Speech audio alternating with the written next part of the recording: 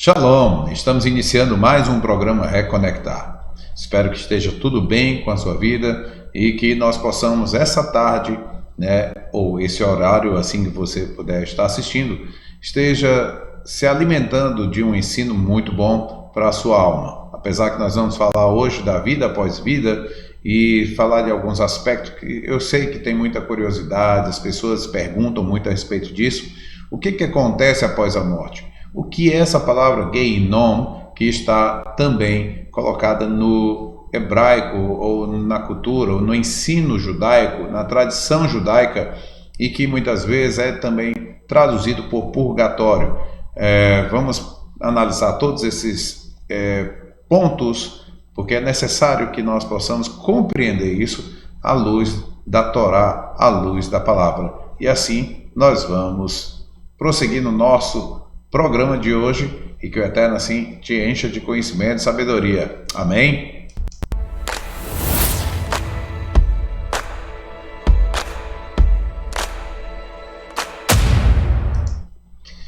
É isso aí. Então, hoje nós vamos tratar desse assunto, que é um assunto que eu creio que às vezes traz polêmica, traz muita curiosidade, mas nós vamos tratar desse assunto hoje. Eu vou tentar trazer o máximo de informação que a gente pode encontrar tanto no Tanar como também no Brit Hadashah, mas muito mais também dentro de algumas tradições judaicas que vamos pensar bem que esses homens, inclusive que escreveram a Brit Hadashah, que deixaram algumas informações como o Rabino Shaul, também sabia e conhecia de tradições judaicas e do entendimento, e a gente observa essas palavras também nas palavras de Yeshua. Então, hoje vamos tratar um pouco desse assunto. Pode talvez quebrar alguns paradigmas, pode chamar a atenção para você, coisas que você não tenha visto, mas nós vamos trazer sempre para você num olhar dentro da própria palavra. E aí nós vamos começar já com um texto que é bem conhecido de muita gente, mas nós vamos ter que analisar esse texto num contexto mais profundo. Percebe? Então vamos lá juntos. É esse texto aqui. Em 1 Coríntios 3, 11 a 15, diz assim: porque ninguém pode pôr outro fundamento além do que já está posto, o qual é Yeshua, o Messias. E se alguém sobre este fundamento formar um edifício de ouro, prata, pedra preciosas, madeira, feno, palha, a obra de cada um se manifestará. Na verdade, o dia, eu deixei maiúsculo aí para chamar a atenção, que dia é esse, O dia a declarará, porque pelo fogo será descoberta, e o fogo provará qual seja a obra de cada um. Se a obra que alguém edificou nessa parte permanecer, esse receberá galardão. Se a obra de alguém se queimar, sofrerá detrimento, mas o tal será salvo, todavia, como pelo fogo. Veja só o que esse texto fala. Shaul foi muito profundo, mas ele traz um contexto aí judaico. Então, o que a gente percebe? Ele está falando sobre fogo, está falando sobre a obra de cada um. Essas obras estão ligadas ao quê? Mandamentos. Então, você tem cumprido mandamentos, não tem cumprido mandamentos? Nós vamos analisar outros textos também que estão junto dentro desse contexto. Olha só esse texto aí, que fala de Mateus capítulo 3, 10 a 12, Diz assim: veja, será que você tinha visto nesse ângulo, essa percepção? Olha o que esse texto diz. E também agora está posto o machado à raiz das árvores. Toda árvore, pois, que não produz bom fruto, é cortada e lançada no fogo. E eu, em verdade, vos batizo com água para o arrependimento. Mas aquele que vem após mim é mais poderoso do que eu, cujas alparcas não sou digno de levar. Ele vos batizará com o Espírito Santo e com fogo. Em sua mão tem a pá, e limpará a sua eira, e recolherá no celeiro o seu trigo, e queimará a palha com fogo, e esse fogo que nunca se apagará.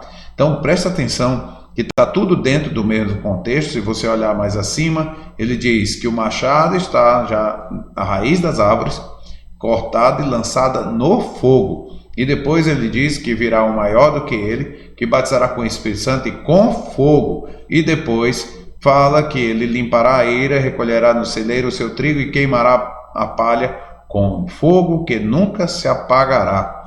Veja só, agora espero que você esteja entendendo o contexto de que Yohanan, o imersor, falava, tá? Então ele está dizendo aqui que será lançado no fogo que jamais se apaga, mas que tem um que lança no fogo, né? Esse batizará com Espírito e com fogo, tá? Imergir. E aí eu estou trazendo para vocês entendimento, tá? Do que seria esse fogo, o que fala sobre o Gehinnom, tá bom? Então nós precisamos entender algumas coisas, né? O homem, ele foi criado por Deus tendo liberdade, livre-arbítrio. Lá em Devarim 30:15 diz o seguinte: vê que hoje pus diante de ti a vida e o bem, a morte e o mal, não é? Ele coloca isso. Agora a gente tem que entender o que é que tanto Shaul como também Yohanan estavam anunciando, em falar de fogo, em falar sobre as provas, né, nossas obras serem provadas e passadas pelo fogo. Veja bem, nossos sábios explicam que a vida, morte citada ali no versículo não tem apenas o significado literal, mas significa recompensa e a morte, o castigo. Então a vida seria recompensa, a morte, castigo.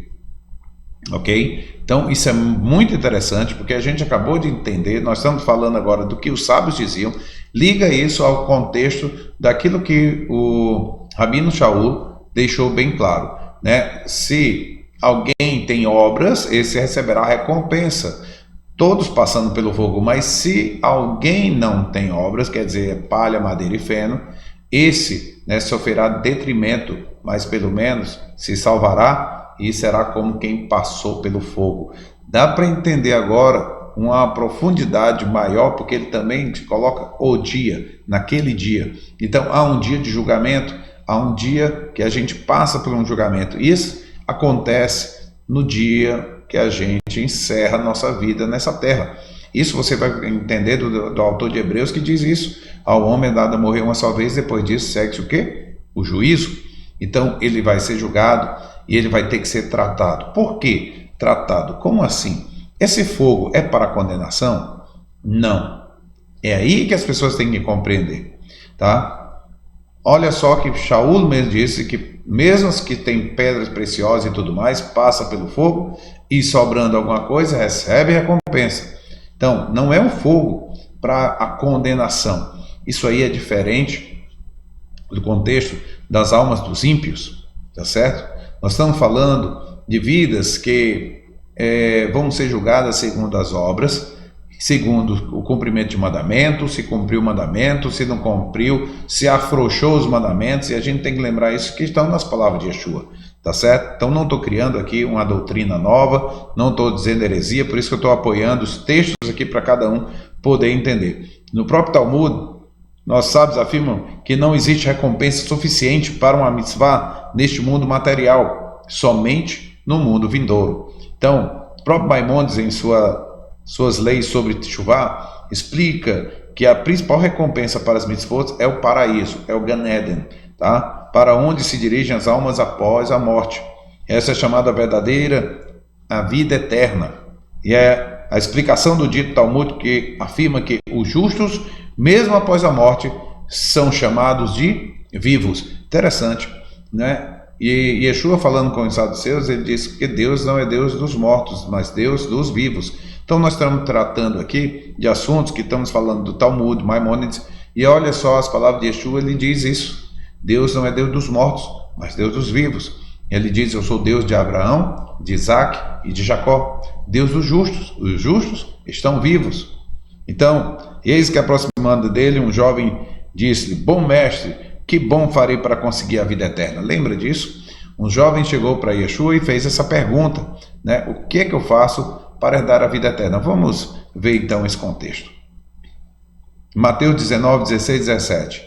E ele disse-lhes: por que me chamas bom? Não há bom senão um só, que é Deus. Se queres, porém, entrar na vida, ou vida eterna, porque ele pediu o que ele fazia para herdar a vida eterna, guarda os mandamentos. Olha só que interessante, né? Então você observa que o contexto está dentro daquilo que nós estamos vendo também, dentro do Talmud, dentro dos escritos dos sábios, né? Maimônides falou. Então, ligado a essas obras, ligado a guardar os mandamentos, que vamos lembrar bem que Jacob deixou bem claro isso, né? Se eu querer mostrar a tua fé sem as obras, pois eu mostro a minha fé pelas obras. Então, tem que estar ligado às minhas obras, as obras que a gente faz dentro do contexto dos mandamentos, de vivenciar os mandamentos. Isso vai mudar a questão do que você terá após passar essa vida para outra vida, tá certo? E receberá recompensa ou não.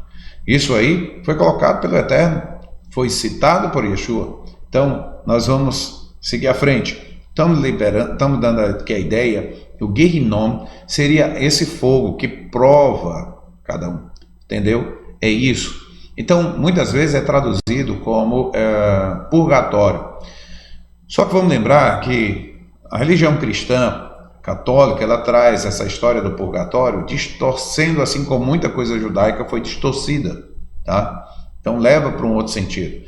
Dentro do purgatório, ou dentro do Gehinom judaico, que não seria bem purgatório, a palavra Gehinom, que traduz, você traduz do jeito que quer. Tem gente que traduz como inferno, outros traduzem como purgatório, né? Mas a palavra Gehinom é um lugar onde vai servir para aprimorar as almas. Como é que eu tenho um entendimento disso a respeito do seguinte: se você hoje conhece a verdade e quer viver a verdade, e se arrepende, faz chuvar, faz arrependimento diante de Deus e volta para Deus, coisas que você deixou, por exemplo, falta de perdão com seu pai, o que a gente ensina?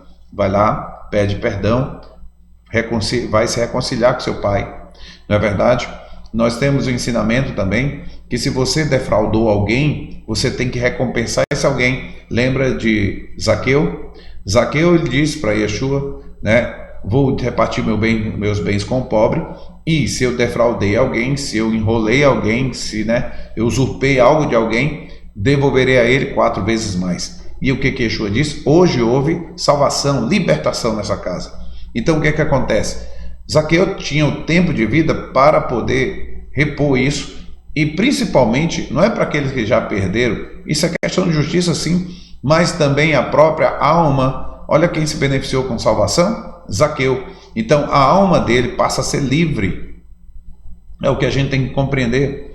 Mas se Zaqueu morresse ali, fosse um tempo curto de vida, e Yeshua estivesse visitando ele no momento ali em que ele estava partindo, como é que ele iria fazer essa liberação da alma? Como ele conseguiria fazer um conserto e uma elevação e se sentiria agora apto para chegar no paraíso, no Gan Eden, lugar de luz?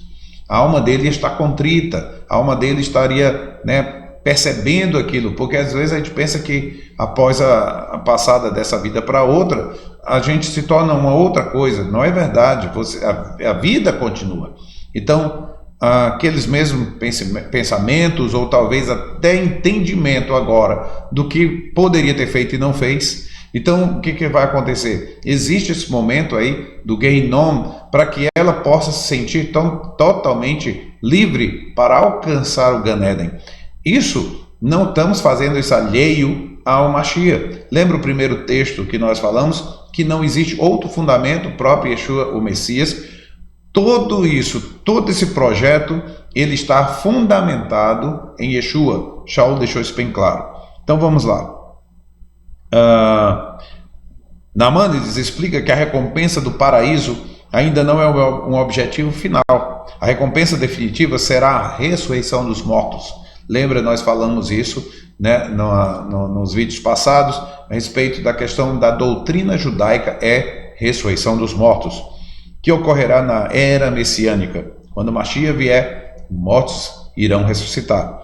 Então, o paraíso chamado Gan Eden é onde ficam as almas que esperam o momento da ressurreição. Então, momentos daquelas almas que esperam a primeira ressurreição, porque existem ressurreições, Se você vai para Daniel capítulo 12, você vai ver que haverá a ressurreição dos justos e dos injustos. E isso é ensinado bem com mais detalhes na Brit Hadashah, que vai falar sobre a primeira ressurreição e a segunda ressurreição. A primeira ressurreição são dessas almas que hoje estão no Gan Eden. Então nós estamos tratando aqui que passados estes pelo um tikkun, né, após mesmo depois de passar dessa vida para outra, vai haver algo ali como que passado pelo fogo, para que essa pessoa possa ser livre, ser salva como que passado pelo fogo. Estou só utilizando aqui os termos que o próprio Rabino Shaul utilizou, para que ele possa adentrar no Gan Eden e aguardar a ressurreição dos mortos na era messiânica. O Gehinnom, muitas vezes traduzido como inferno ou purgatório, é um dos estágios de purificação e expiação para as almas que, ao se despedirem deste mundo, não estão aptas a adentrar o paraíso. Mais ou menos explicando aquilo que eu tenho falado. O que elas não estão aptas, e nós não estamos tirando isso o fundamento de novo, que o fundamento é Mashiach, tá? Então elas não estão aptas a adentrar o paraíso. Você pode imaginar, ver tanto esplendor, tanta glória de Deus e tudo aquilo, e às vezes a sua alma ter entrado consciente de que é que eu estou fazendo aqui, eu não sou merecedor disso, eu deixei coisas para trás, a minha própria alma está presa àquilo, precisava ser livre. Então assim, precisava sentir um tratamento, e é isso que vai acontecer, e é isso que Paulo chama de fogo, Shaul chama de fogo, mas como que passado pelo fogo. Então, o judaísmo, à luz da Hassidut, não considera o castigo como objetivo por si, apenas um meio para purificar a alma, preparando-a para um nível superior. Apenas isso. Não está falando de salvação, está falando de preparação da alma para adentrar em algo mais profundo, bem melhor. Então, o Gehinnom, quando você está lendo ou fazendo uma reza que fala Gehinnom, entenda, não é algo que lhe leva a um castigo por si só. Não é uma coisa que está falando que qualquer um entra nessa área. Não é para condenados. E existe aqueles que são julgados, porque precisam ser julgados, e aí quando é analisado, é uma alma que realmente não deixou nada pendente nessa terra, sua alma está totalmente livre, tem perdoado a todos, tem, sido generoso, tem vivido aquilo que os mitzvot mandam. Então, com certeza, você vai chegar ali e vai estar livre já para entrar no Gan Eden. Mas tem pessoas que precisam de tratamento, tá certo? Tem pessoas que vão precisar de lavar a alma, é isso que a gente pode chamar aqui. Então, o que acontece? Por esses pontos pendentes, vou voltar a dizer, não tem nada a ver com a questão salvação, é uma questão de ascensão. Então, o que a gente pode perceber? Tem pessoas que necessitam, e é o próprio Mashiach que imerge essas pessoas no fogo para purificar essas almas. Vamos lembrar que uma coisa é água, serve para lavagem, outra coisa é fogo, que serve para purificação, ok? Então, vejamos aqui mais uns textos, tá? Yeshua mesmo conta essa história e precisamos entender ela com profundidade. Olha só. Conhecido de alguns, ele diz o seguinte: por isso o reino dos céus pode comparar-se a um certo rei que quis fazer conta com os seus servos, e começando a fazer contas, foi-lhe apresentado um que lhe devia 10.000 talentos. E não tendo ele com o que pagar, o seu senhor mandou que ele, sua mulher e seus filhos fossem vendidos com tudo quanto tinha, para que a dívida se lhe pagasse. Então aquele servo, prostrando-se, reverenciava, dizendo: Senhor, seja generoso para comigo, e tudo te pagarei. Então o senhor daquele servo, movido de íntima compaixão, soltou, perdoou-lhe a dívida. Saindo, porém, aquele servo encontrou um dos seus conservos que lhe devia 100 dinheiros, e lançando mão dele, sufocava-o, dizendo: paga-me o que me deves. Então o seu companheiro, prostrando-se a seus pés, rogava-lhes, dizendo: seja generoso para comigo, e tudo te pagarei. Ele, porém, não quis. Antes, foi encerrá-lo na prisão até que pagasse a dívida. Vendo, pois, os seus conservos o que acontecia, contristaram-se muito, e foram declarar ao seu senhor tudo o que passara. Então o seu senhor, chamando à sua presença, disse: servo malvado, Perdoei toda aquela dívida porque me suplicaste. Não devias tu igualmente ter compaixão do teu companheiro, como eu também tive misericórdia de ti? E indignado, o seu senhor o entregou aos atormentadores, até que pagasse tudo o que lhe devia. Assim vos fará, agora presta atenção nisso, assim vos fará também meu Pai Celestial, se do coração não perdoardes cada um a seu irmão as suas ofensas. Viu que texto sério? O Eterno entrega aos atormentadores. E aí já vou para um outro passo, porque na realidade o julgamento não é, mesmo uma pessoa condenada, né, vamos chamar assim, a pagar algo, se trata da mesma forma.